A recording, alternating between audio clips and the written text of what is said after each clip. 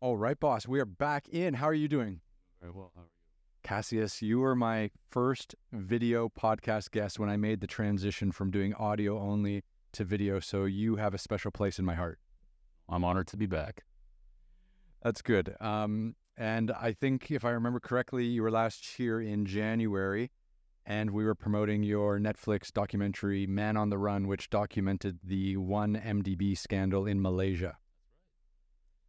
Been a interesting few months since. Well, that's always my question. Like, I'm always curious, like, what happens after you release on Netflix? Like, you're a director, you're a producer, you're a writer, and then you put together this beautiful documentary about the 1MDB scandal in Malaysia where government sovereign wealth money was redirected and mismanaged and et cetera, et cetera. And we walked through all of that. If anyone wants to watch it, it's episode number 9. But now you're here. It's like episode 98 or something. So what happens after you release a Netflix series? Well, I think a lot of it is contingent on kind of the mechanism that Netflix uses to promote their movies. Our film was an independent production from my company, The Smoking Section, our partners, Evergreen Media. And after the theatrical release, we were able to execute a licensing deal with Netflix. So it wasn't like a Netflix original documentary, which affects how much money kind of they put into the promotion of it. Thankfully, my partners at Evergreen Media took it upon themselves to do a lot of promotion themselves. And, we were able to get a decent amount of coverage in the press and critics. So, we had a pretty positive reception despite kind of the lack of promotion from Netflix themselves. Yeah. Pretty happy to report that we have a 93% Rotten Tomatoes. That's fantastic. But I think the best thing that happened for us, and the most interesting thing for me, is that the former Prime Minister of Malaysia, Najib Razak, who was sent to prison 4 months after I interviewed him in 2022, through his attorneys and intermediaries, petitioned the Malaysian government to ban Man on the Run in Malaysia, which created a little bit of a firestorm. Mm-hmm. And then ensued in a multi-week kind of war of the words in the press between myself and his representatives, which, I believe they called the Barbra Streisand in the back. It's like, thanks, former Prime Minister, for calling attention to this film. Yeah. So I think, for a couple of weeks, it was like the #1 movie in Southeast Asia on Netflix. Racked up a ton of views. I was just telling you before we stepped in here that if you look at the mid-year data dump by Netflix, Man on the Run received 3.2 million views and 5.3 million total viewing hours. So I think, just very pleased that people were watching the film and getting a positive reaction. And despite his best efforts, the former Prime Minister was unable to have the film banned in Malaysia. Yeah. Fantastic. So it's so strange that like a prime minister who's recently been jailed would come out and try to get your film banned, just drawing even more eyeballs to it. Like, that's just such a no-brainer. Like, just keep your mouth shut, man. Like, it just does. I mean, it's great for you, but it just goes to show you how like backwards some of these people are really thinking. Yeah, I mean, I was also quite confused why he would pursue that, especially because we did a theatrical premiere in Malaysia back in October of 23. We had like 500 people at the premiere. It was well attended. There's a ton of press about it, but not a peep from the Prime Minister's people. And in fact, none of them had reached out to me after the interview. I think it was a very cordial interview. It was long and sometimes grueling. It was the first day of Ramadan. So I know the former Prime Minister had not, drank or eaten anything all day, and the air conditioning in his office was broken. So I was very grateful to him for taking the time. I think the interview ran like 4 or 5 hours. Oh my God. Yeah. So, we sat there, we chopped it up, and, we talked about everything. But after the fact, once the film's out on Netflix, his attorney accuses me of misleading the former Prime Minister, which I think is patently false. The day of the interview, he was accompanied by one of his lawyers as well as his closest advisor, and they were there the whole time. And in fact, after every 30, 40 minutes, he would take his microphone off and retire to a separate conference room with his reps, and they would discuss all the things that he and I just discussed. And then he would come back and give me a little list of bullet points that he wanted to, make and clarify. Mhm. But, so they knew exactly what we were talking about the whole time. And the interview itself was not altered or was not edited in a way to make him look bad. I try to keep every soundbite as intact as possible so that people could see the content of what he was saying as well as his body language. And, like everything you see is him unfiltered. I love that interview you did with him because it really shows, in my mind, how completely disconnected, like, the royalty of these politicians, like, they are, like, this, like, category of politicians globally, how kind of completely disconnected from the real world they are. Because I remember, like, at one stage you were asking the prime minister about a $700 million, like, gift that came from, like, the royal family in Saudi Arabia. And he was like, yeah, it was just a gift. I'm like, that's such bullshit. Like, who gives someone a $700 million gift? And if they are giving them out, please, right here. But, like, it was clearly a bribe or payment for something that had been done at a different time. And he just kind of tried to smooth it over like, yeah, a $700 million gift is normal. Well, I think the funniest part about that exchange was that the money actually originated from the accounts of Jolo. So it wasn't technically even from the royal family of Saudi Arabia, but conveniently enough, King Abdullah, who he attributed the gift to, had passed from this terrestrial realm and couldn't rebut his claims. So we got to get $700 million back into Malaysia. Let's use our dead king's benevolent goodwill as a cover for money laundering. No strings attached, he says. So, I mean, I just leave that up to the audience to ascertain for themselves the truth of that. I got to ascertain quite a bit from that, so I I loved it. What a bunch of fucking Muppets out there running the show. Your words, not mine.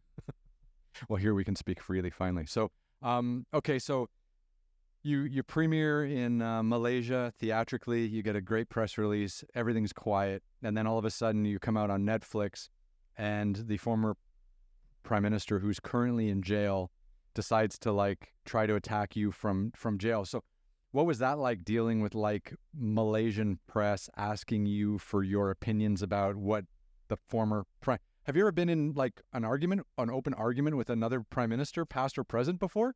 Like you're dealing with some high level shit. I will say it was a very surreal situation. I've definitely, interviewed and produced interviews with various heads of state in the past, especially during my time at CNN, including some heads of state that were not quite on the up and up, but typically they just let sleeping dogs lie. But this case, it was crazy, man, just because there's just like a full court press from random reporters all over the place, things also like in Deadline and Semaphore and all these other like trade publications, because at that time, it wasn't just our film that was being petitioned for banning. There was another documentary from India that was Modi and his party was trying to ban from India, and I believe they were successful, but in Malaysia, they were not successful. But basically, it's just like every day around 5:30, which is early morning in Southeast Asia, my phone starts pinging with interview requests from, a number of reporters in the region covering the story. And at the same time, the former prime minister is still involved in court proceedings. So, for about a period of a month or so, it was just getting really absurd. And I think, the zenith of it for me was the former Attorney General, Tommy Thomas, who was, friend, I would say, like after, he's been in the film and, I've gotten to know him a little bit.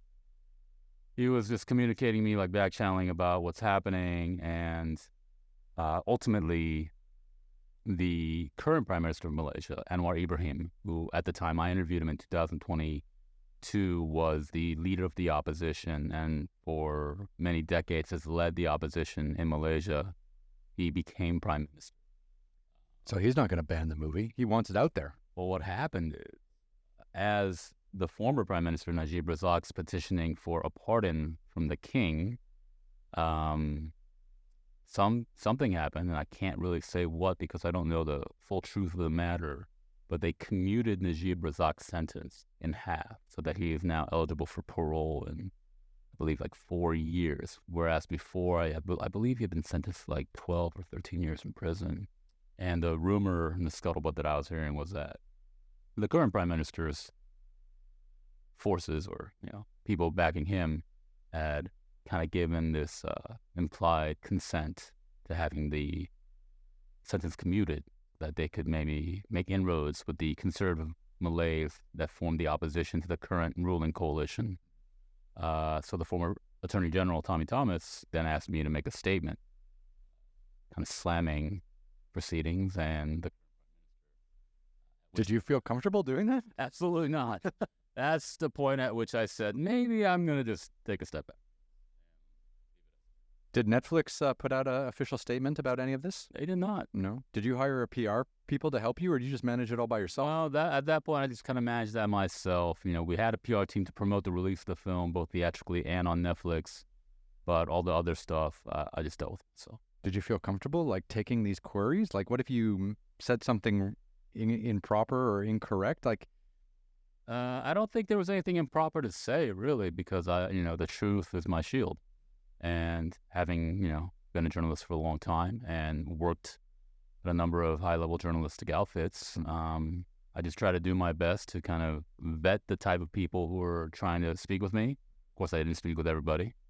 But through my experience making the film and the premiere in Malaysia, I was able to become familiar with a variety of different Malaysian journalistic outfits and had a sense of who might be worth speaking to anyways, right? So kind of use that as my guide.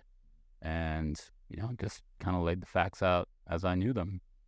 That's all it is. So I was watching this go down. This was like back in January of 2024. And I was just watching you like post and repost all this stuff that was going on your Instagram, just because, it was just fascinating, because you really kind of took a country by storm.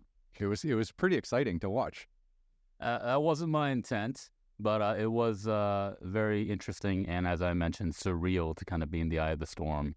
Every day it's something new. The attorney is saying something outlandish and more crazy every day, making all sorts of accusations.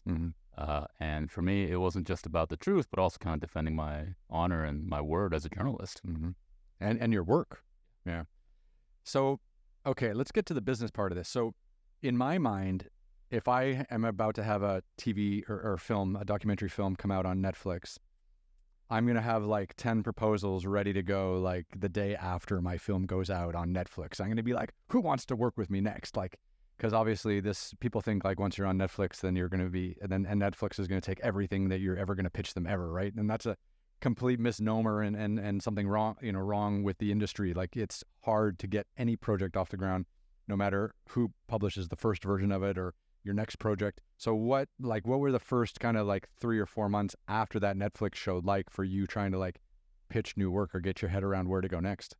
Well, truthfully, I think even now, but especially a few months ago when all that was happening, the market has been very fallow. The industry, both in nonfiction and fiction, has been through a very dry spell the last couple of years. That's to put it nicely.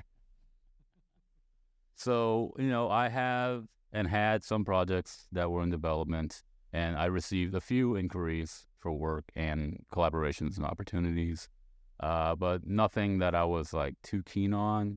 And I don't know if I mentioned this to you at that time, but, I've been exploring like transitioning out of documentaries for a while now. I think my goal has always been to expand more into the narrative fiction field.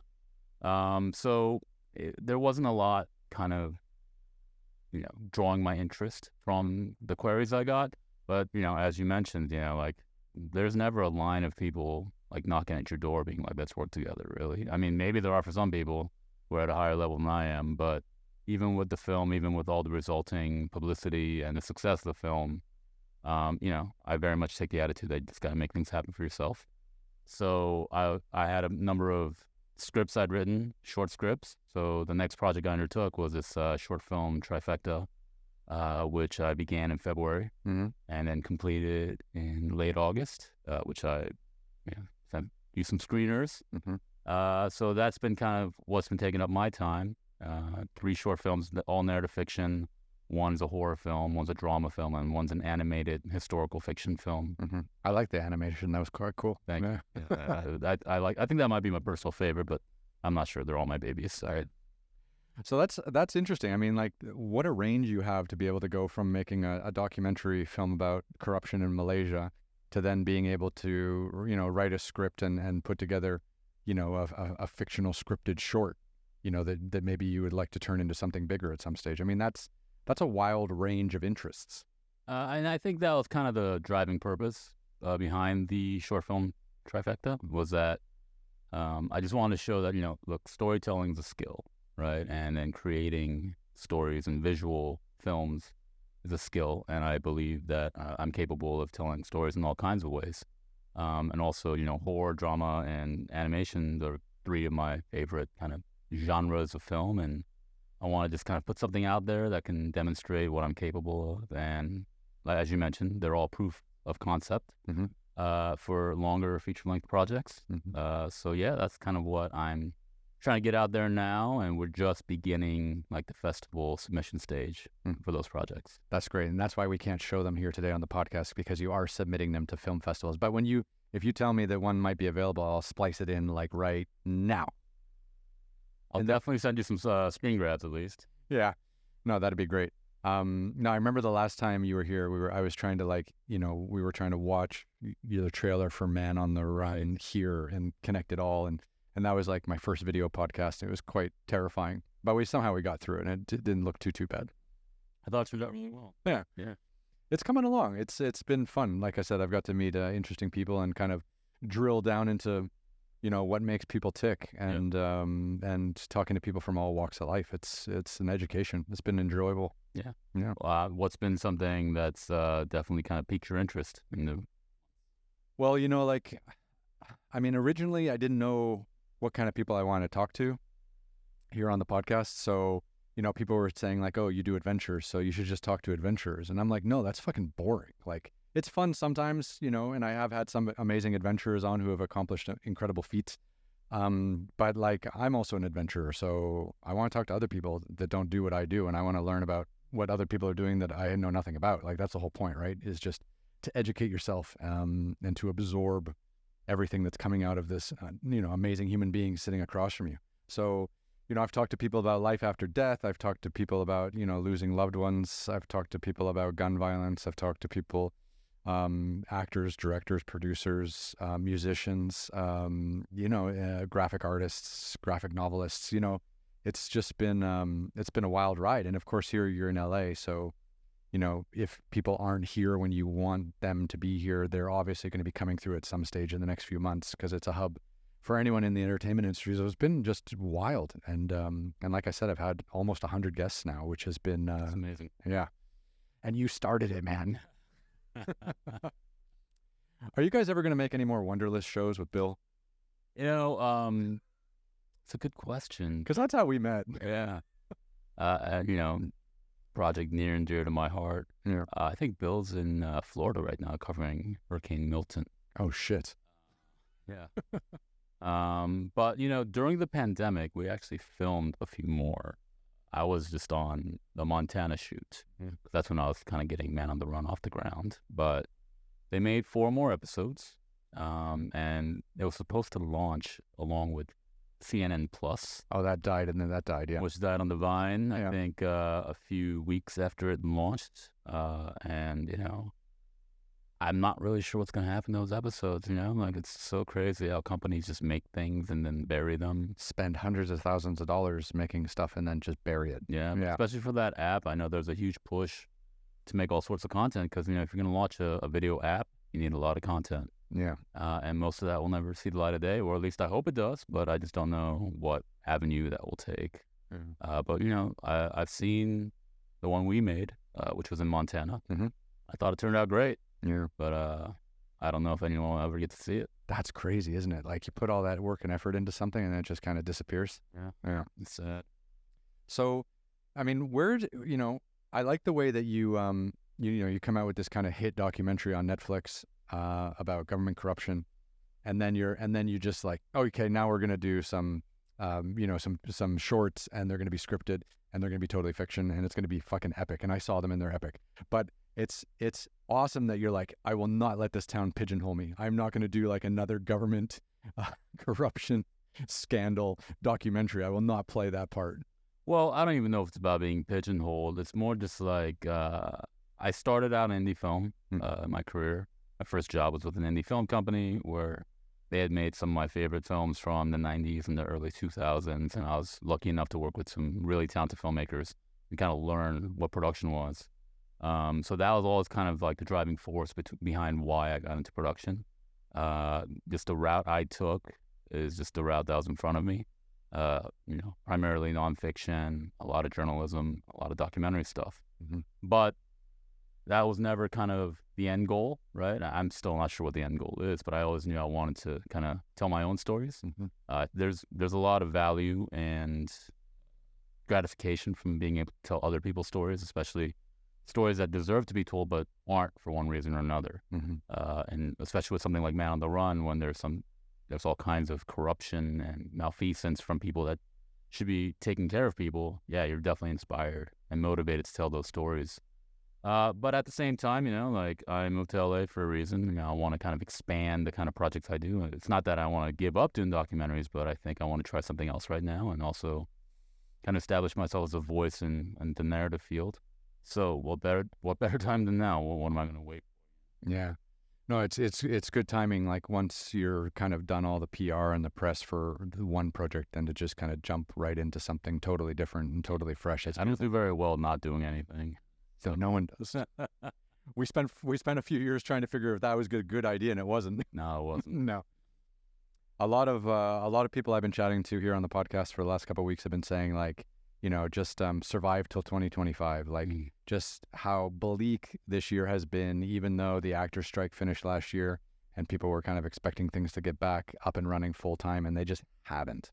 And it's just been really frustrating, like raising money. Like I've been trying to raise money. It's been difficult trying to get projects off the ground, trying to get anyone to commit to anything like outside of the most non-risk vision there is, has been just brutal. I mean, what have your conversations been like?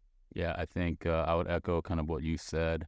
I think everyone was expecting last summer to kind of be, the bottom of the wave, but it hasn't been, and it's kind of carried on to this year.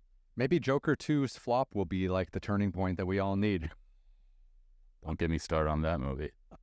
It's all I've been reading recently. I'm sorry, I had to throw it out there. But what is it? Wolverine and Deadpool Wolverine, that made a ton of money. So yeah, like $1.5 billion. Is it the zombie that will never die? I don't know. Like, obviously, I think a lot of it has to do with kind of this effect, and this has happened not just in Hollywood, but in sports and all kinds of different industries where the Wall Street class migrates in to become the executive class, and the risk taking disappears because it's all about efficiency. It's all about quantifying the short-term profits over long-term investment. And, in things like sports and art, I think there's something ephemeral about what you're doing. There's like a soul to what you're making or what the games you're playing. There's something that you can't quantify, right? And then something gets lost when all you're trying to pursue is efficiency and short-term profits because it's not sustainable that way. You have to invest in people. You have to invest in people's visions, and sometimes that means you take a loss on something, but it's all for the potential of the next project that will hit. But if you got a Kenzie consultant telling you that we have to bring in this much money for shareholders every quarter, and if you take a risk on this person, that's going to affect the bottom line, and then the executives decide not to do it. That's kind of how you arrive at the point we're at now. Especially with all these mergers and giant corporations coming together and accruing debt to purchase other companies. And, it's not the creative class that's dropping the ball here. It's the executive class. Meanwhile, they're taking all their profits. But the easiest people to cut are, the people that make things, right? Yeah. Because, of course, executives are, unassailable. Disney just cut a whole bunch of their executive team, I think. That's good. Yeah. I got to hear it. Yeah. I used to work at ABC News, which is owned by Disney. Yeah. There was a lot of buyouts when I was there. They're always cutting employees. Yeah. It's crazy, isn't it? That they'll like pay you to go away.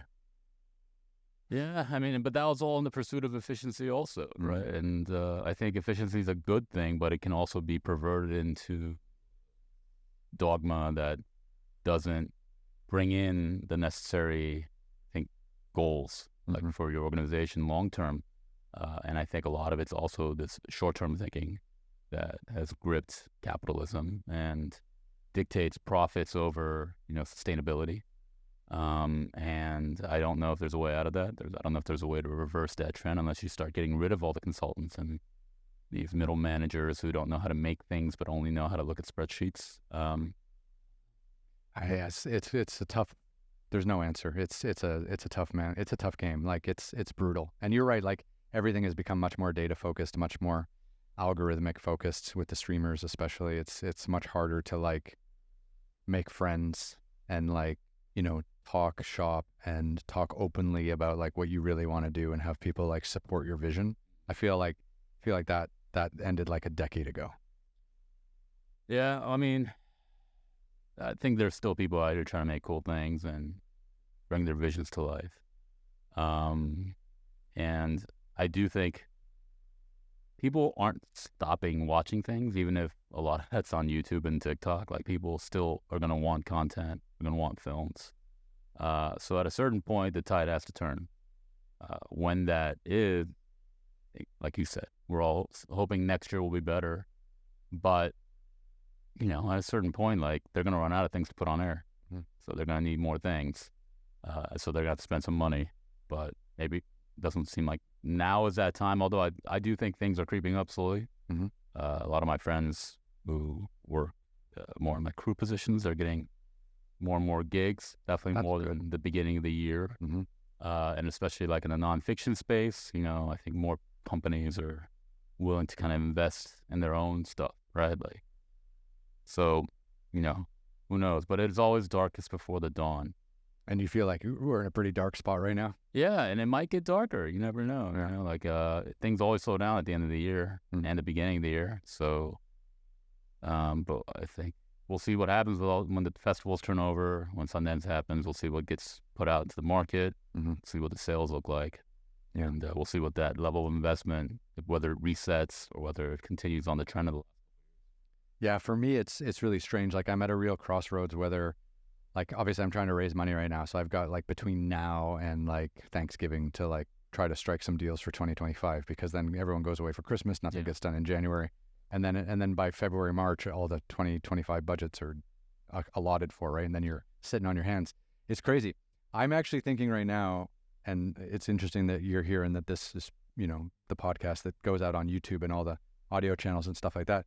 But I'm like really trying to debate whether whatever I do next is trying to do 8 or 10 episodes a year for broadcast partners like I had done before, or whether I'm just going to fundraise for one project at a time and just put them up on YouTube and convert my entire kind of following and my entire business onto the YouTube platform and make shorter content, not 46 minutes, per episode and stuff like that. And I'm really wondering like, and I don't even care where that work lands as long as I'm making it a lot, because I also don't do well when I'm not working. Yeah. It's brutal. But I'm just like now at this crossroads where it's like, wow, how great would it be if I had like a bigger YouTube following? I could give them better stuff, higher quality stuff, and then not have to go out and fundraise. If I could actually generate enough money from sponsors on YouTube and then the viewership audience. So I'm trying to like figure out just how to be busier. Yeah. Yeah. Oh, I hear you. And I mean, to that end, like personally, I'm just trying to like develop some of the shorts and the feature ideas, and I'm working on some scripts I have written and just kind of revamping them. But I think it's also different for someone in your position, because like you're in front of the camera, right? So then like you have a direct link to the audience, whereas I'm trying to like paint a landscape for people to watch. So I think you're definitely more suited to kind of converting to a subscriber-based model. But like where's that middle ground, right? Like, because if you're just relying on views, there's no safety net, right? Yeah. But if you're cross-platforming and you're able to put stuff on YouTube and then also license things to other platforms, maybe you can get at least some money. But then it's like, do you want to just be performing like a dancing monkey in front of the camera for like 45-second videos? I mean, people that are on TikTok making content all the time, like, that shit looks tiring.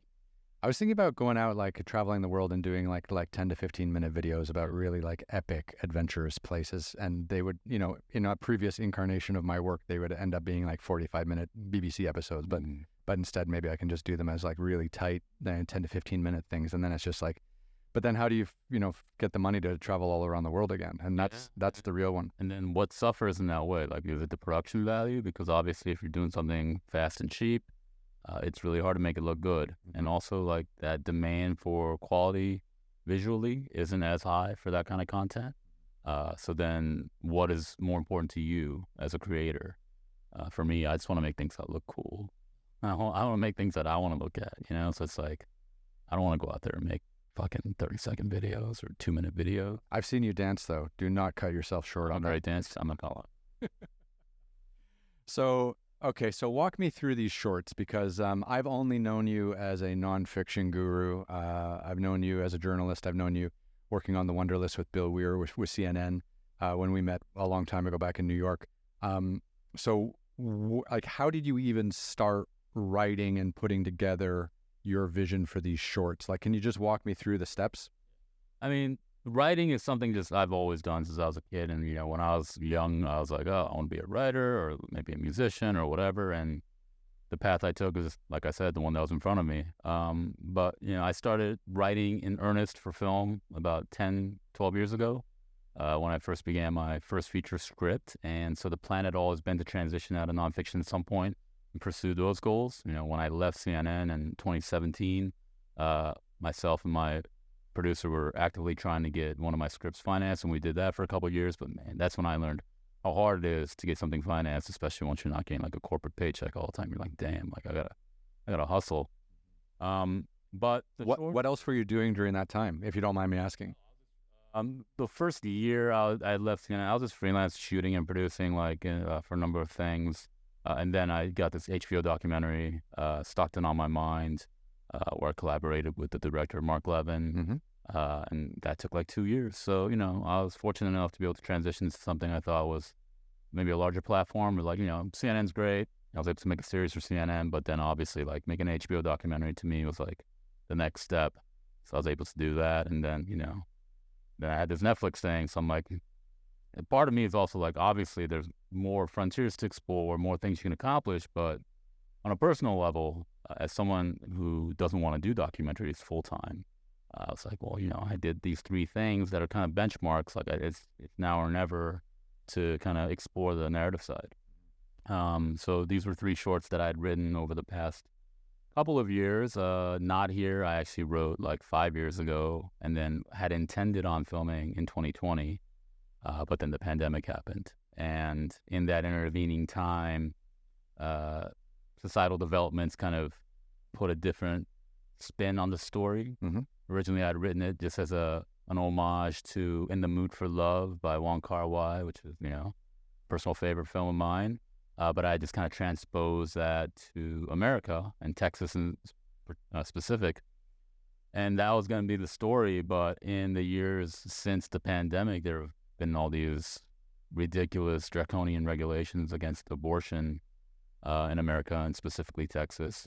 And I also read this short story by Hemingway called Like Hills for White Elephants, which is all about this couple who are waiting for a train at this rural train station in Spain.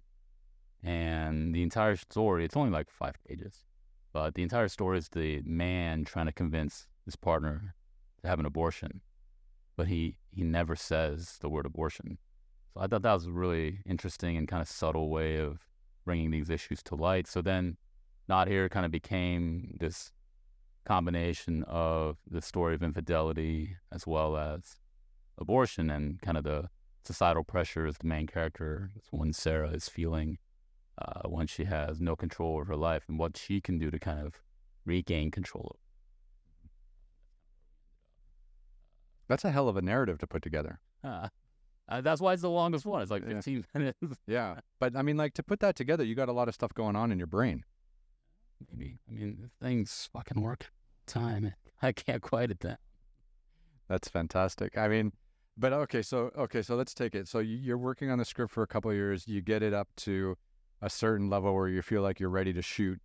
And then And then what do you do? Like, how do you crew up? Where do you find actors? How do you raise money to pay these people? Are they doing it pro bono as a, is there an elite crew of people in LA who are just doing pro bono stuff to help everyone else out? Like, hey, I'll act in your thing, but you need to direct something for me later. Like, is it a barter system, or are you actually like raising money to put together these short films? Well, I think the most important person I was able to get on board was Joe Simon, who's the director of photography and a good friend of mine who I collaborate with often. He shot Man on the Run. Mm-hmm. He shot the third season of The Wonderlist, and we've done some other stuff together. But he was very supportive of the projects, and we shot not here in Cali back-to-back over 4 days. So, I had him on board, and then Zoe Rosenberg, who's the producer of the 2 live-action films, was a producer of the Los Angeles shoot of Man on the Run, and we met, like 2-3 years ago. I just hit it off, and I just think she's a very talented and very hardworking producer who has great instincts. So those are the 2 primary stakeholders, and Joe was gracious enough to work pro bono, but obviously I paid the rest of the crew. The actual physical crew, many of them took discounted rates. I think especially over the past year or so, there's been a lot of people just pursuing passion projects, and people want to work and they want to do cool things. So I was lucky enough with Zoe's help to crew up and get some really talented people to work on set. And at the beginning I self-financed everything, which was a real pain in the ass. I believe it. So the actors were all getting paid. We were SAG micro budget, Mm-hmm. but we were lucky enough to get some actors who have a lot of experience. So, we're paying them real rates, maybe not like TV show rates, but definitely real rates. And, later on, my partners at Evergreen Media came in. They were able to pay some of the costs associated with it. Oh, that's great. Yeah. But yeah, so it was kind of dicey, but at the same time, I knew I had to get this stuff off the ground because like, I couldn't sit around any longer. So if I have to, That's the thing, isn't it? Like, I feel like for people who are in the creative industry, like the whole sense of purpose that you feel, I feel, we all feel is when you're making something, right? And when you're making something, the high, the rush, the adrenaline, the creative output is so fucking addictive. And then when it's gone and you're finished and you stop, life just is a fucking nightmare. And then it's like, why can't I just do this every day? Like, because this is what I love doing. And obviously you need to take downtime to stay fresh and blah, blah, blah. But this is like what we do, right? Like having a sense of purpose for like, a 6-month shoot is a dream come true. But then taking 6 months off afterwards is a complete nightmare. well, maybe not the first couple of months, but people don't believe me, or they had a tough time believing me when I was saying this, and I felt like an asshole saying it. But like when I was doing the theatrical premiere run for Man on the Run, I was on the road from like early September to mid-October. We did London, Ireland, New York, LA, Singapore, Malaysia, premiered at all those places. We're screening it for all these people. And most of the time, I was just so miserable because I had closure on the project, like I wrapped production, I wrapped post months before. The intervening months were all kind of consumed by managing kind of like that theatrical release process and trying to find a distributor. But that part's no fun, So like when I'm up there, like talking to people about the film, I'm proud of the film and I'm glad it's out there. But at the same time, I'm just like in my head, I'm like, man, this is no fun at all. And a couple of my friends understood because they're kind of in the same boat as we are. But I think a lot of other people are just like, just enjoy it. And it's like, I can't. Mm-hmm. And I actually think there's something wrong with me because I can't enjoy it. But when we made these shorts, I remember like the 4-day shoot, it was very arduous and everyone's having to bust their ass and we're doing like 14, 15-hour days. But man, I had so much fun. Mm-hmm. Like after the shoot was over, all I could think about was like, it wasn't all the hard stuff. It was like, man, so much fun. Mm-hmm. Yeah, that's exactly what it is. It's like that high. Yeah. And then the low of having to wrap and then figure out what's next. Well, editing's fun too, I think. I mean, I enjoy the edit process and collaborating with editors. And, I put the rough cut of Kali together before I hand it off to a friend Ashwin who edited the final cut. But, that's all fun too, right? But in a different way. It's like a different speed, right? It's a different gear of thinking. It's like different parts of your brain kind of putting it together. But yeah, it's not the same as like being in the field. Being in the field, being outside in nature. watching the time, watching the light, watching the sunset, watching the shadows. That's why I spent so many years making docs. I mean, It's the best. there's nothing like just going to somewhere crazy and meeting people you've never met, seeing things you've never seen, and experiencing some of the most amazing things this world has to offer. Yeah. So now that you're done the docs, so what's the plan for them now? So they're going to go out into film festivals. How do you choose which film festivals you apply to, which ones you don't apply to? If you apply to some, are you excluded from others? Like, how does this whole film festival situation work with shorts? So, I mean, I've submitted the shorts to a handful of some of the bigger ones that are approaching. But for the rest, we hired a company called Festival Formula based in the UK, and they rep short film. Oh, really? Yeah. So Zoe, our producer, had worked with them in the past and recommended them to us.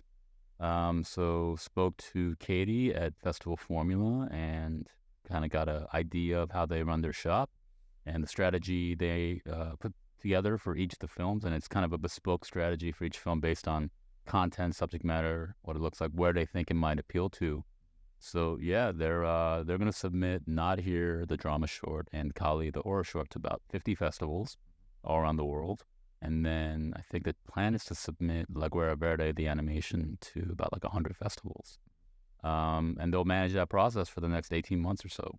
Wow. Now, are these shorts that you've done, is this just like you putting a business card out into the world and being like, fuck yeah, I can do this too, motherfucker? Or is there a financial exit on some of these? Oh, man.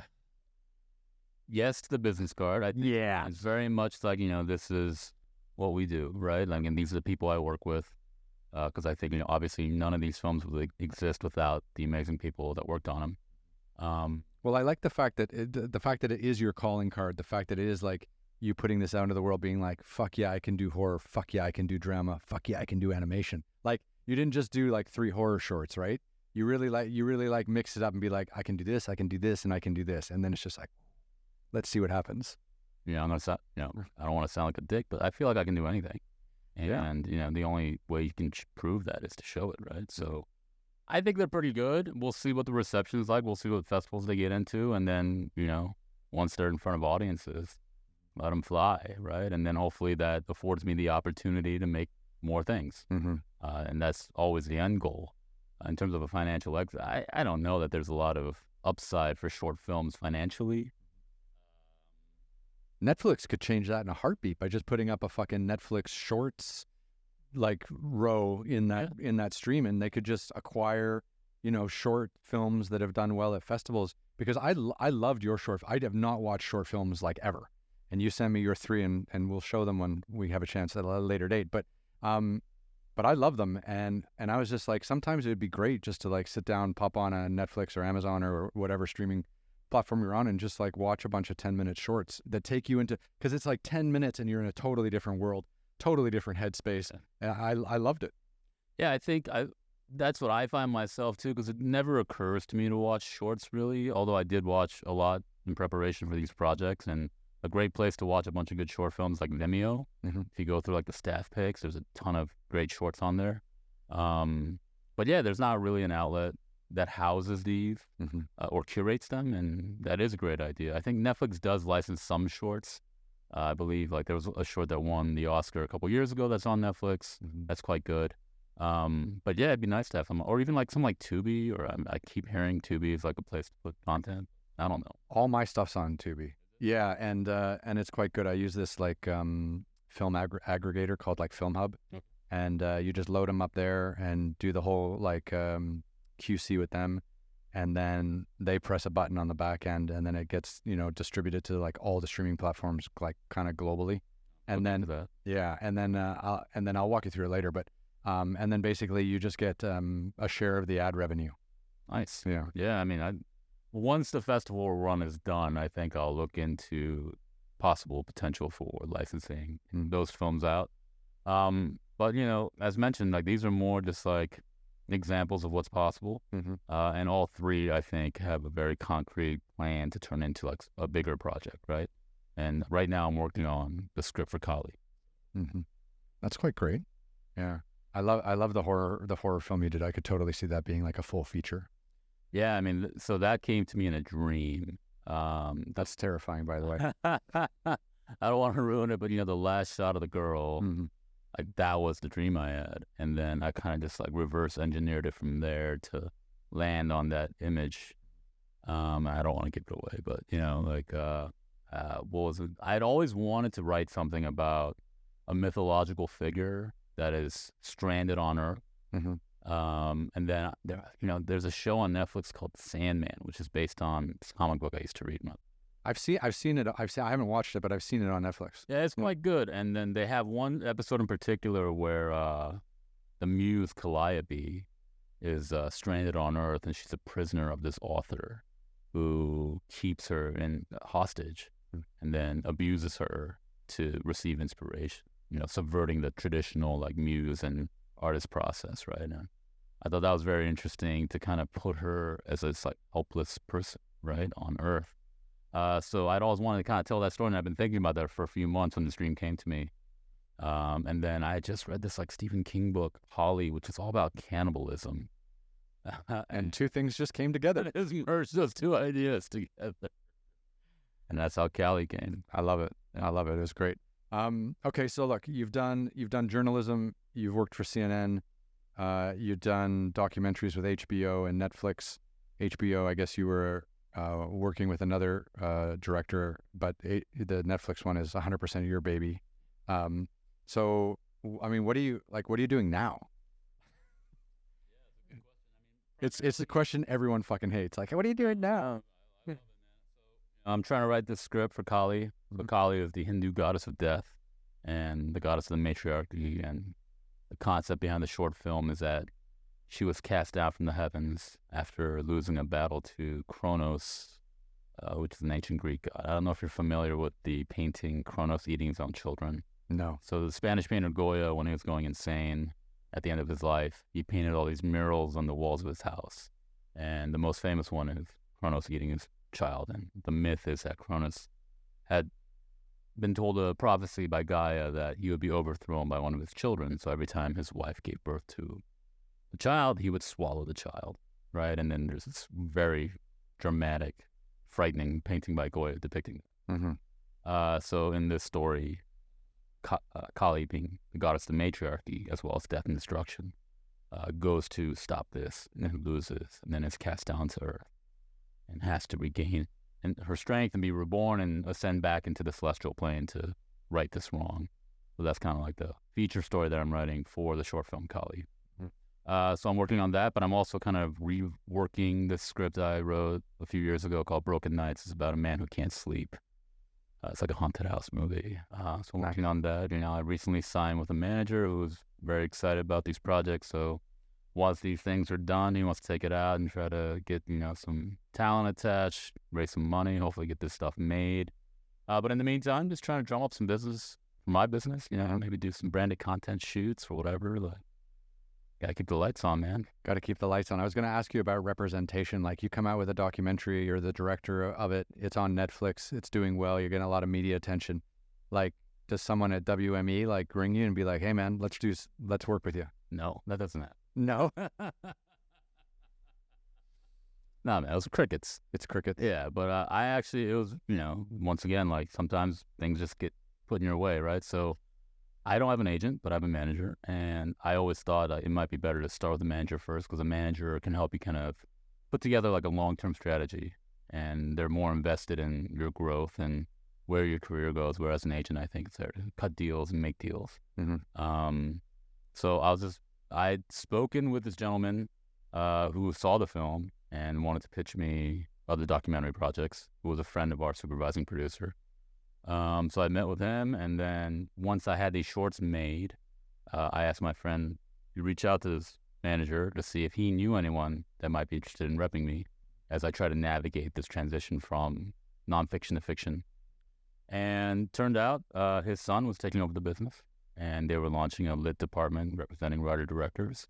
And his son, Colton James, his girlfriend's father, actually went to the Harrow School, which is where Joe Lowe had gone. Oh, that's right. The famous school in England. Yeah. So he was actually obsessed with Man on the Run. So Colton had been hearing about my documentary for months. Apparently this gentleman, whenever he throws dinner parties, is like exhorting all his guests to watch this film, right? Which I'm very thankful for. Thank you. Sounds fantastic. So then Colton and I met, and then we hit it off, and we kind of are into the same things. And he could kind of see my vision for where I want to take my career, and he's very supportive. So we linked up, and with his support, I'm just kind of like pursuing these specific projects. And it's just nice to have someone on board who can like vet the things I'm doing and give feedback on it while also kind of giving me guidance. Like his father's been in the business for a long time. His grandfather has a star on Hollywood Walk of Stars, whatever, and so he's been in the business for a long time, and kind of knows a lot of those kind of ins and outs better than I do. So yeah. How much does success really rely on like you pursuing a certain vision, or your manager or agent just having like a huge Rolodex that you then just work through? I wouldn't know. Yeah. Because for me, it's like I just gotta go do it. Is there anyone in this town or anywhere globally who's like successfully transitioned from doing docs and nonfiction stuff into fiction? Is there like... Yeah, totally. Yeah. I think there are definitely a number of filmmakers who've crossed over and also do both. Mm-hmm. I definitely like to do both, but also I'd like to be more successful. So we'll see. That's wild. I think it's really important to like have like role models out there that like you can, because sometimes you kind of get confused. You don't know what's going on, but you can be, oh, that guy took that step or that lady took that step and then they did that and then they did that and I'm already here. So maybe I can find some way of, following in those footsteps in some way, like having that vision that someone else has maybe laid out a little bit for you. I find that super helpful. Well, for me, I think I'm looking at it less from that transition aspect and more like, I'm a huge fan of horror, and I definitely want to start with horror films because I think it's an easy way to say something subversive and metaphorical, right? But I don't see myself as solely a horror filmmaker. I would love to expand beyond that and work on all kinds of projects. But for me, like the people I look up to is someone like Robert Eggers or James Wan or Fede Alvarez. Directors who started in the horror genre and then expanded beyond that to tell other subversive kind of stories, because that's kind of what I'm a fan of. But that's the direction. That's cool. Yeah, because horror, you can do a lot with horror movies and not have people take them like super seriously about like the politics in them or stuff like that. Or you can put that all in there, but I just love metaphors. In both like art and real life. And I think horror is a way of just like, first of all, horror is so visceral and there's so few things that people will go into the theater to see. I love going to the movies, and I'll always go see like a good horror movie. So I think it's a great way to just prove yourself to be both sustainable and profitable as a filmmaker. And yeah, I'd love to just start with that and see where that takes me. Who are the guys doing all the big horror movies now? It's what, Blumhouse? Yeah, Blumhouse, and then Jordan Peele who's doing this stuff. But I think he's also expanding beyond horror, right? I love how he started his career with the comedy Key and Peele. So much, man. One of my favorite shows. You know what I watched the other day? I was sitting around just flipping around, and I rewatched The Bubble. It was his partner, not him, who was doing it. But The Bubble, where they Judd Apatow made a feature film about making a film in England during the pandemic. Oh, really? And how hard that. Oh, fucking hilarious. And there's like a couple real actors, a couple crazy actors. Then there's like a TikTok superhero who's got like 50 million fans or something, and she's on her own level, and they're all trying to like socially distance and test and everything like that. But yeah, it wasn't. It was not Jordan. What? Keegan. Yeah, Keegan. Keegan Michael Keys. That's something like that. Keegan Michael something. Yeah, I'm old, man. It's all good. No, but that was a good one if you get the chance to watch it. Yeah. Yeah. Because, every time I go to Netflix, I go to Men on the Run, obviously, but sometimes I like to diversify a little bit. Ryan Pyle responsible for 1 million of the 3.2 million views. I just keep watching. I can't stop. I love government corruption because it's everywhere. All right. So, like, what else how's life in LA then? I mean, are you enjoying having all this work out in the world and having people kind of comment on it and being able to, to relate it back to you? Does those accolades interest you at all? I'll be honest, man. I have tunnel vision. Like, after, I'd say, mid-February, I just kind of, when I started working on the short films, kind of put Man on the Run in the rearview mirror and just hadn't thought about it until like a month ago. It's crazy. I forgot to even play it on Netflix every night because I was doing that for like the first month. I just like putting it on, just like give me some views. But then, I just forgot about it until I think like 6 weeks ago, 2 of the co-conspirators involved in the PetroSaudi aspect of the fraud were sentenced to prison in Swiss court. Oh, wow. Just something that had been pursued for years. Tariq Obaid and Patrick Mahoney were 2 of the more nefarious members of the inner circle around Jolo. And they were just found culpable. So then, I started reaching out to my FBI and DOJ contacts just to see what that's about, trying to get a sense of what traction there might be in that case, because it's still kind of winding its way around the court system around the world. But I don't really think about it because it's always about what's in front of you, not what's behind you.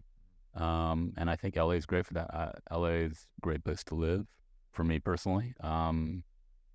Man, I go to Griffith Park every day and I go hiking and running, and it's sunny all the time. What more could you want? Got to be outside, baby. And just so I can follow up on this from our previous conversation. So apparently Jolo is still hiding in China. That is the rumor. I've been meaning to reach out to him, even though he never gets back to me, and possibly one of his attorneys, because a couple of months ago, there was a negotiated surrender of fine art assets to the DOJ, where during the 1MDB scandal, Jolo, in the pursuit of money laundering, purchased a large number of works of fine art, paintings by Picasso, Basquiat, etc., because, that's what rich people do to launder money. They buy fine art. But he gave up a lot of these works of art to the DOJ, and I think the rumor is that he's looking to free up his ability to move around the world. I'm not really sure where that stands, but I'd certainly like to know more. And if Jolo wants to talk to me, I'd be happy to talk to him. That'd be wild. That'd be wild to have a conversation with him just to see where his head's at after all this. Because I mean, if you're a high flying billionaire or multimillionaire and you're running this fund and you're hiring private jets and flying around the world with celebrities and stuff like that, it's got to be pretty shit just sitting in one country for 3-4 years while all this plays out, just twiddling your thumbs. I mean, obviously, if he's probably still has a lot of money and he can probably still do a lot of things in China that are quite nice, but his lifestyle has taken a hit, right? So it's like, how does he get some of that back? How does he start moving around again? I don't feel bad for him. No, I guess not. But he, you can see him wanting to try to make some kind of amends. How does the DOJ get involved if it's the government of Malaysia that he defrauded? The government of Malaysia is the victim, but the civil asset forfeiture case was brought on by DOJ because so much of the fraud was done in American dollars, which then makes it technically the jurisdiction of the United States. That's interesting, isn't it? So if you commit fraud in any country in the world using US dollars, you're under the DOJ's jurisdiction, which means the FBI will come after you. So how crazy is that? Like you could be doing business in Angola and just because... Also, I mean, aside from that, like so much of the money stolen from Malaysia was routed through American banks and American law firms. So the culpability level isn't just in that they use dollars. Like a lot of the enablers were based in America. That's wild too, isn't it? Is it? No, I mean, it's pretty funny. Like there's so much crime, financial crime that goes on in this country. Yeah. Anything out of the norm? No. Yeah. So, okay, so you're sitting here with me and you close your eyes and you wake up and someone's put your next project down in front of you. What is it? What are you looking for? I'd love to make Kali into a feature film, or Broken Nights, my other script, and that's the goal I'm pursuing now. I'd just love to make a feature narrative film and see what happens with it. And are you doing any like commercial work? Like, are you been asked to shoot any commercials? Do you have any? No, but anyone wants me to, I'll do it. Fuck. Well, I mean, anyone that can shoot a feature and put together shorts like you, like I would think that once people start to see that and see the quality of it, like you'd have to be in the running for some, for some commercial work at some stage. You'd think so. You'd think so? Yeah. I think you'd need like an agent that does that specifically to get that good. Maybe. I think right now we're also trying to drum up some like branded content stuff. So that'll be fun just because, It's a little more interesting than just commercials, right? Just because you have a little more room to play with, a little more gadgets, do some interesting things production-wise and technique-wise and aesthetically. So yeah, I'd love to do that kind of stuff while I pursue the writing of these larger projects. And how much time does that writing take out of your week or your month? Like, how often are you actually writing? It's as much as I can force my brain to do, you know. But honestly, like I might just get out of town in a couple weeks because I always find it better and more conducive to writing when I'm just kind of isolated and without access to people or the internet. And early November, I'm probably just going to. I always love that, actually, because like when I was doing my treks and my climbs all around the world, it was so nice to be offline for like 2 weeks at a time. And it's amazing, like you're sleeping in a tent, you're freezing cold, and it's amazing like how many interesting ideas come to you. Like you just free up your brain to have like original thoughts. Well, I mean, I think, you know, that's the essence of being bored, right? Like people think boredom's a bad thing, but I think boredom is when you start really delving into the depths of your psyche, and that's when your imagination kind of takes over. I think it's a great thing to be bored because then that forces you to like start thinking. And that's why when we all reach for our phones when we're bored, that's a bad thing. That's you're doing yourself a disservice. You got to let that boredom play out. Yeah, you gotta experience it. You gotta sit through it, and then you gotta see where that takes you. Yeah. And you like to have a drink while you're writing? No. No? Like I like to be sober. Totally sober. And that's good. So you're completely different than every other writer I've ever met. I've had some great podcast guests that are just like, yeah, gin and tonic, of course, yeah. Well, I'm sitting down to write just because keeps it flowing. No, For me, that's good though. I can't even listen to music. I just gotta it's gotta be focused. Yeah, amazing. But maybe not a tent. Maybe a cabin. Cabin. I gotta plug the laptop in somewhere. I need a solar panel for fuck's sake. Yeah. No, it's wild, man. It's so fun that you came back on. It's so fun to like be able to catch up with you and follow along with your career. Let's go back a little bit to this Netflix data dump. So for years, Netflix famously wouldn't share any of their viewership numbers with their co-creators or partners like yourself, but then also they wouldn't share any of the audience numbers with the bankers or the analysts or anyone. So now they're doing what, like a data dump every 6 months? They're just letting it out? I believe it's every 6 months, although it might be more frequent. But honestly, I didn't even know about. I had heard about it, but the data dump itself. But that I didn't even know. It didn't occur to me to check the film because I told you I had thought about it. And then one day, one of my group chats starts blowing up because my friend looked it up and he was like, "Dude, your movie got all these views." I was like, "Oh shit, you can do that." Mm-hmm. So then I went and found it and downloaded the spreadsheet, and I was like, "Oh, there it is." That is nice. Do you think that'll help you get the next project off the ground? Is like how many people watched your doc? I think it can't hurt, but as like I think a lot of things we're talking about, it's like, and I seen this clip of James Cameron talking about how like, look, if you want to be a director in this town, like no one's ever going to just come up to you and be like, direct this for me. No, you gotta fucking make it happen. You gotta like scratch and claw and kick doors down and like put everything you have behind it.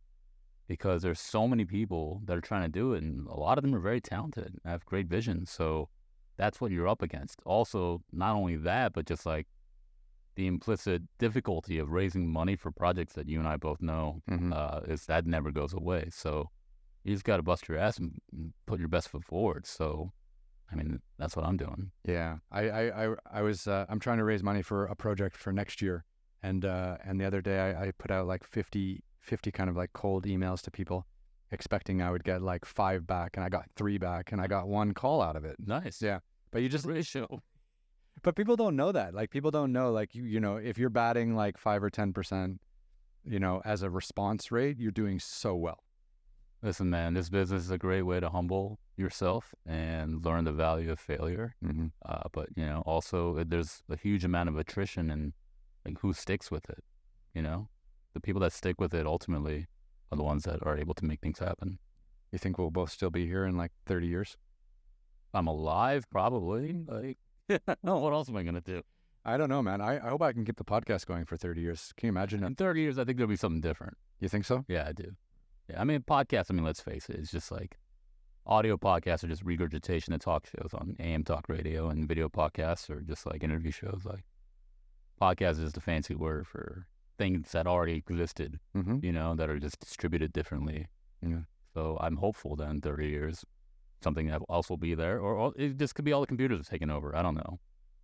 It's possible. It is. It's kind of creepy to think about the future in that way. Like, are we all just going to be sitting in our dark rooms as like vegetables with IVs and with VR goggles on, just living our life through VR? I mean, the one thing that worries me a little bit is just like maybe the art form is dying, like film in general. I mean, I love film so much, and it's been durable thus far. It's been around for over 100 years, but at the same time, like 100 years isn't anything in the vast span of human history. And with the way younger people are consuming content in such shorter spurts, and attention spans are just being obliterated. I don't know if you can get that back. Well, you remember, like, this is aging me for sure, but maybe not you, but do you remember like 30 years ago when everyone was really worried about like the video game industry eating into the movie industry? Yeah, well, guess what's making more money than movies? Video games. It's crazy, isn't it? No, it's not, because like you said, 30 years ago, that was on the come up, and now every successive generation since us grows up playing video games. Yeah. I quit playing video games like 17 years ago, and I'm thankful for it, because I'm just trying to give my brain space to breathe most of the time, Like, I still try to read books. Oh, my God. What's better than staring at a bunch of tree scraps and hallucinating for, like, several hours, No, it sounds perfect. But kids these days, they don't read books. And I think that does something bad to, like, your ability to imagine things, and when everything's kind of spoon-fed and visually, and obviously, like, I'm trying to be in a business where, like, you do spoon-feed people beautiful visual images, but I don't know, man. I don't know what the answer is, but I think the only thing that worries me is that maybe, like, 20 years from now, 10 years from now, like, movies don't matter anymore, because I can't see myself making Instagram videos or TikTok videos. That's just... That sounds pretty miserable. Do you remember Quibi? High quality videos for like 3 to 5 minutes long or something like that? That was best. Yeah. I had 5 proposals in it with Quibi. Did you? Yeah. I knew a bunch of people there, and I think everyone kind of knew it wasn't going to work, but it's like, hey, it's a gravy train, so get in there while the money's still there. Yeah. It's wild that fell apart. But then I also think too, like, I think like you clearly have an aesthetic where quality trumps quantity, and where you want to put really nice, beautiful imagery, storytelling, art into the world, and be able to share that with people. And it's like you said, and it's like all anyone wants to see is like some fucking idiot dancing on TikTok. Well, I think you nailed it. Like, I definitely consider myself an artist and not necessarily like a filmmaker or whatever. Like, whatever that art is, I love playing music. I love writing, all that shit. So it's like, it's creating art and something beautiful. And to me, art needs to be beautiful. So, like, people who are content creators, like, that's a separate thing. They're just trying to be famous, and good for them. That sounds terrible. So yeah, I think the motivations are different, but the older I get and the further I get into this path, the more important it is for me that whatever I make has artistic value, and whether or not it stands the test of time is one thing, but definitely you want to put something together that could stand. Yeah, I think that's really important. Like content that's really evergreen that people can watch 30 years from now and be like, wow, that was actually really well done. Yeah, I mean, that's the goal, right? But not everyone has that goal, and that's okay. But I think that also sets you apart, like the fact that you're not willing to bend or to take those, easy jobs or shitty jobs or whatever, and you're really kind of holding yourself out for finding something that feeds your soul artistically, that also is something that you can work on that's very high quality. That's a beautiful thing to me. It's definitely a double-edged sword. Well said. Double-edged indeed. I haven't worked in 6 years or 20 years or fuck. I'm waiting for the perfect project. Yeah. Coppola said he'd read my script. Oh my God. Have you seen Megalopolis? I haven't seen any movies in a while. For you to go see Megalopolis. Is it not great? What's just strange? Just strange. I don't want to say anything bad in public. That's probably a good idea. It's work. I mean, Apocalypse Now, it's like Godfather 1 and 2. It's like, but maybe this one wasn't. You know what I've been doing is I joined the Producers Guild of America, which has been a lot of fun, and they have a lot of events in town. So I haven't actually like been to a movie theater, like paying to see a movie with other audience members, but I've been going to a bunch of these screenings, and absolutely love it. Like last week we did Power of the Rings, the Lord of the Rings like prequel that's on Amazon, and they were just releasing the second season, and then they showed the finale, and they had the showrunners there fielding questions and stuff like that, and there was this guy from Variety there asking questions, and I've been doing a ton of that stuff. A little cocktail party after is not so bad, but I haven't been to like a movie theater with movie-going audiences in a long time. Well, I went to like a Joker industry screening last week with like the executive producer put on, and it was at the TCL theater. Yeah, I wrote you, remember? Yeah, I fell asleep. I typically don't fall asleep. Yeah. I don't think I fell asleep during Megalopolis. My friend did. I wanted to leave like an hour into it. My friends wouldn't. I think movies are getting too long, though. I don't think so, but those two movies are the same length, and they both did not need to be that long. But I don't know. I think overall, trend-wise, like movies are shorter than they used to be, but sometimes you have outliers that shouldn't be that long. Mm-hmm. I was 0 for 3 with new movies last week. I saw Megalopolis, I saw Joker 2, and then I saw Salem's Lot on Max, which was just so bad. I'm holding out for Gladiator 2. Denzel? I'm seeing The Substance tomorrow, so we'll see what that's about. Okay. I think, I can't remember. I got one coming next Tuesday, another event, but I can't remember what it is. It's at the Directors Guild, which is a beautiful theater. Nice. Yeah. I want to have a screening here, actually. Like, I think it'd be a lot of fun to, like, try to rent out a theater and show some of the adventure shows, have a few drinks. I've met a bunch of people at, like, Diageo and William Grant & Sons who could probably, like, sort out the alcohol, and it'd be fun. That'd be nice. Like, because everyone here, I feel like people here are kind of shitty, because LA, everyone's, like, fighting against each other to get shit made, and there is that, like, underlying tension of, like, what are you doing and how are you doing it, and how come I'm not as successful as you are, or something like that. But then also, too, like, people do come together to, like, celebrate great work. Absolutely. And I think I've been very fortunate with the people I've met here, at least. Very supportive, community of people who are all just trying to make good stuff. Mm-hmm. I think that's really important. Because you're right, there's a lot of shitty people, but there's a lot of shitty people everywhere. That's true. Just here, they're all shitty and insecure. You just have to be more discerning. That's true. But it's, no, it's exciting. I mean, like, are you, given, it's funny, like, you've actually had a pretty good run since COVID. Like, you've actually been pretty busy and, like, working. I mean, where do you see 2025? Like, do you see 2025 of, like, everything falling into place, or do you see it, the struggle continues, but you're still going to get work, or do you just feel like now it's time to fucking cash in and it's a gravy train time? Definitely not that. It's the great unknown, but, my goal is to get one of these features greenlit and start making it, whether that's pre-production, whether we get to film it or not, but whatever happens, I'd love to make something big next year. Yeah. Whatever that looks like. That would be epic. Like, helming a feature film and keeping a crew together for 30 or 60 days in a location. 20 days. Come on, man. 20 days? What do you think budgets look like? I don't know. I just know James Cameron gets a lot of money. Oh, that guy's a G, though, so. He's in Bill Gates' new documentary on Netflix. Did you see that? Yeah. Because he wrote Terminator, right? And they're talking about, like, the future of AI and stuff like that. So it's the two of them sitting together talking about, like, the dangers of what might happen. And it was quite good, actually. Like, yeah, Bill Gates is, people love him, people hate him, but he's witnessed a lot in his lifetime. So his perspective is quite interesting. He's been at the forefront of technological advancement for a long time. Yeah. Putting computers in everyone's home and such.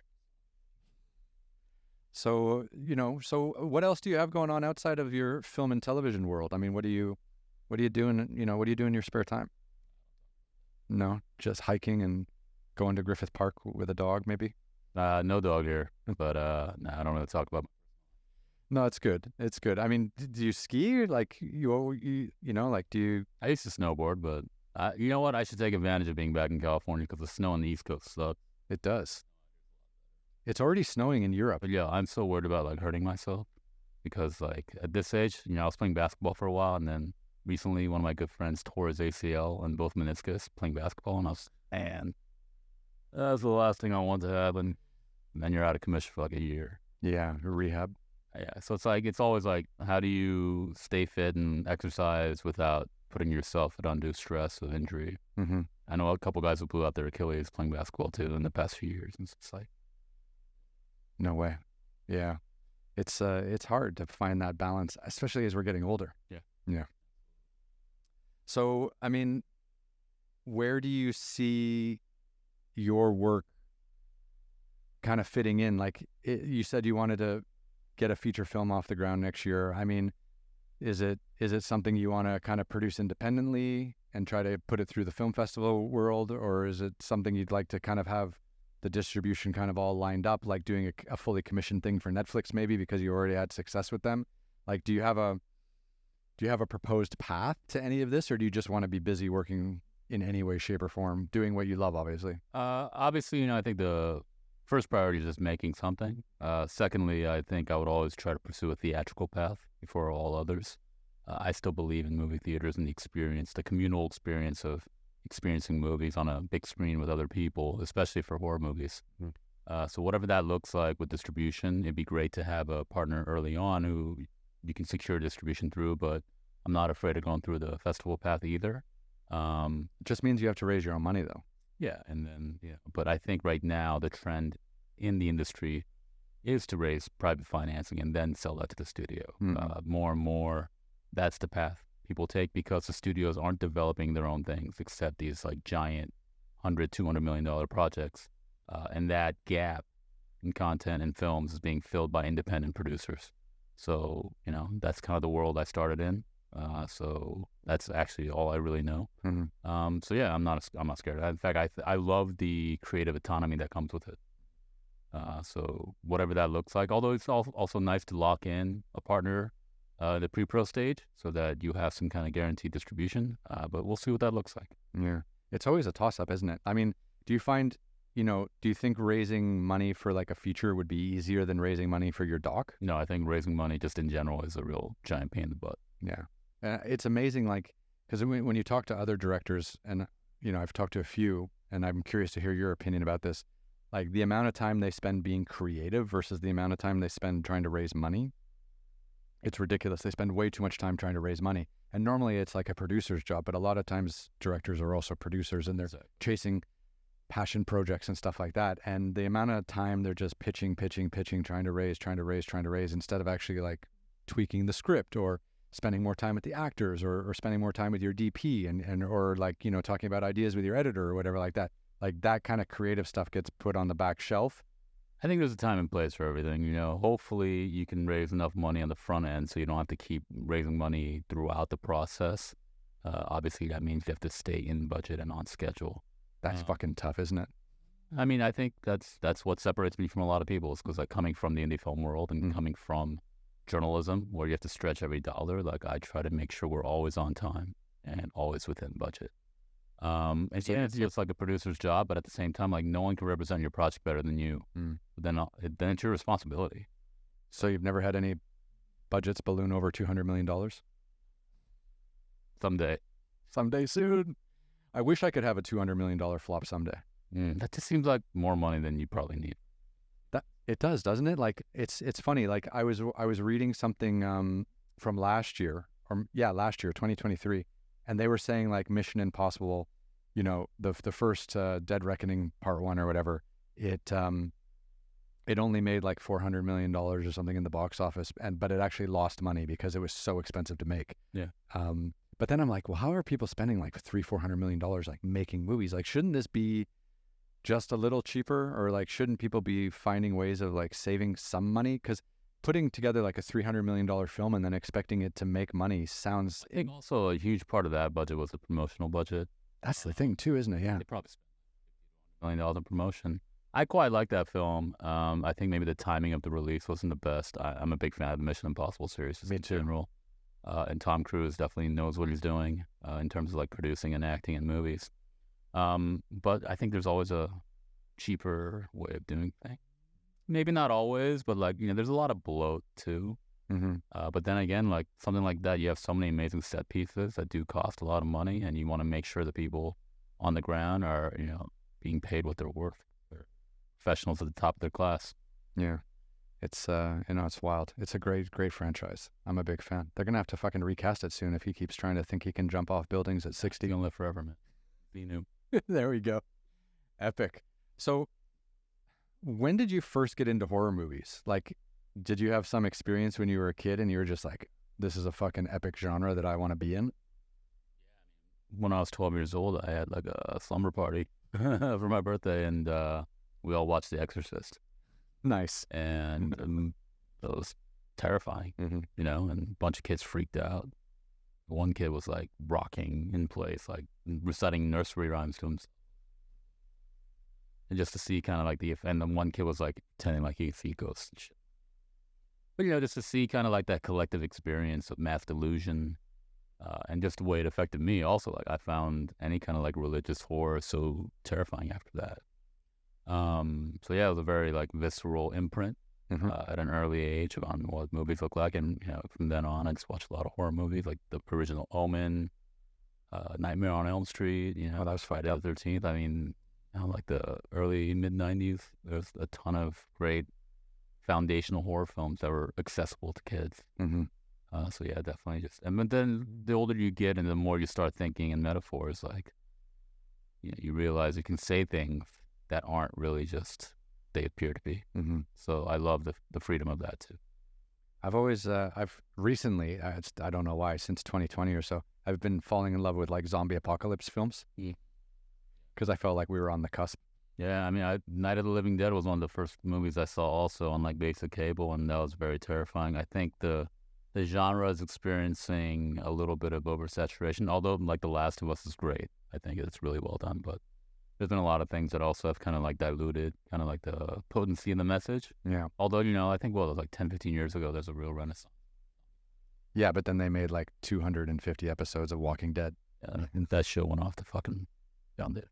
I'll tell you what, though, the Daryl Dixon spinoff where he's in France is actually, I thought it was quite well done. Like the cinematography was totally different than the TV series. Like the casting, obviously Daryl Dixon is the same actor, Angus, what's his face, but everything else is really, they upped the level quite a bit. I kind of find it quite nice to watch. Yeah, I probably won't watch. Hey, you're writing your own shit. You don't have to watch this stuff. No, I watch a lot of horror just to kind of keep abreast of what's happening and just see what the competition looks. Yeah. What was the last one you watched? Salem's Lot on Max, which was a total piece of shit. It just felt like a really cheap TV movie, and it was really disappointing because I love that book. I recently reread the book, and then I saw that they had made this film like 3-4 years ago, and then Warner Brothers sat on it. And if you watch it, you'll see why. And I mean, are you going to make any more shorts, next year? No. Full feature or nothing?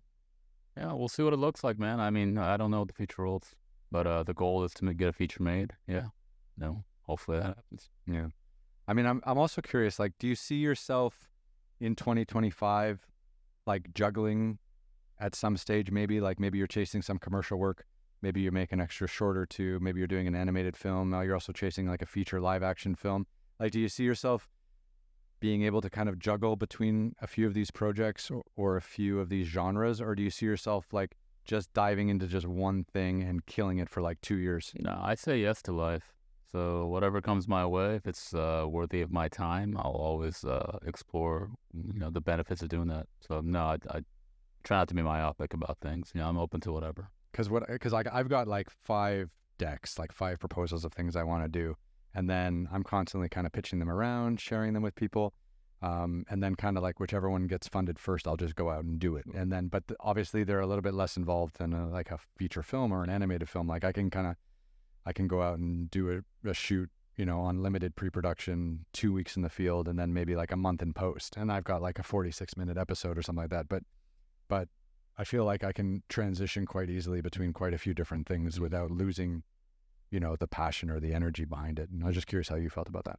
Well, I think for me, it's like I have a bunch of stuff written and in various stages of development, but I think right now I want to focus on these 2 projects and put them out there into the world and see what happens.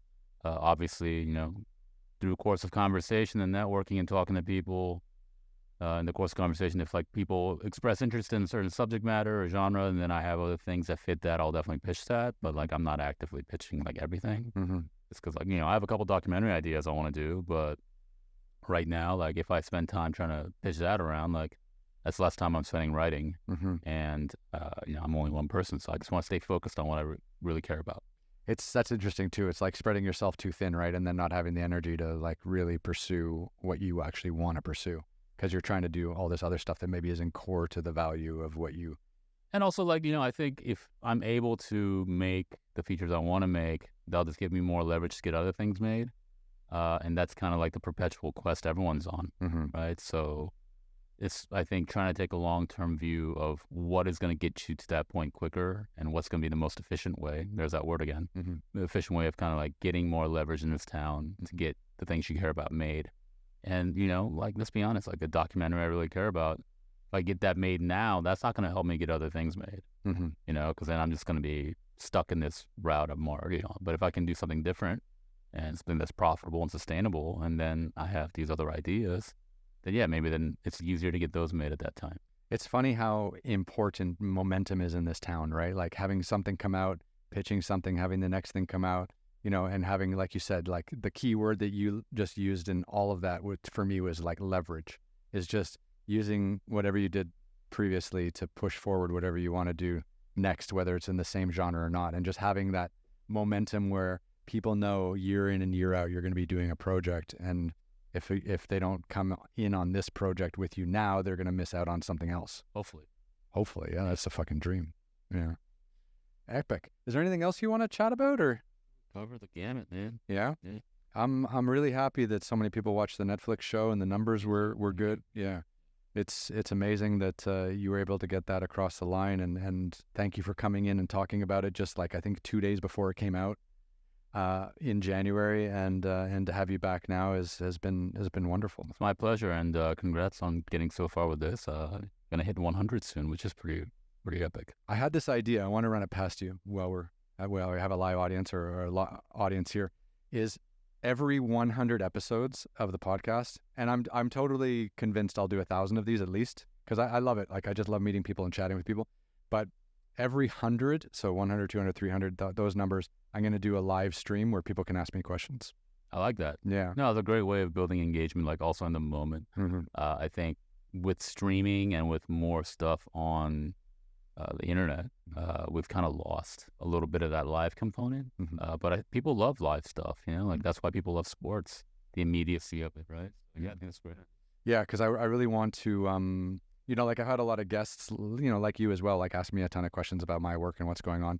But I felt like, if I can promote, enough in advance and give people enough warning to tune in on a certain day at a certain time, although the time zones are a mess in LA for Europe and Asia specifically. But if I can find a time that works for everyone, I can just sit here, move some of the cameras around and do a live stream and just kind of field questions for an hour or so and just use that as kind of like a little hub to check in with everyone and see how they're liking the podcast. Because I see the comments come in from time to time, but you're right. It's nice to get that kind of like live feedback. Definitely. Yeah. And any kind of like real engagement, like in the moment, I think that's nice, especially for people watching. Well, that's great. Well, man, look, I wish you the best of luck on the shorts, and I wish you the best of luck on hopefully a feature next year, which would be amazing. And of course, you're always welcome to come back here and hang out with me if you get bored. Thanks so much, Ryan. It's great to be on. Thanks, buddy. We just go up here to number 4, shake it out. Great to see you again, boss. You too, man. Swing by anytime. Thanks so much. All right.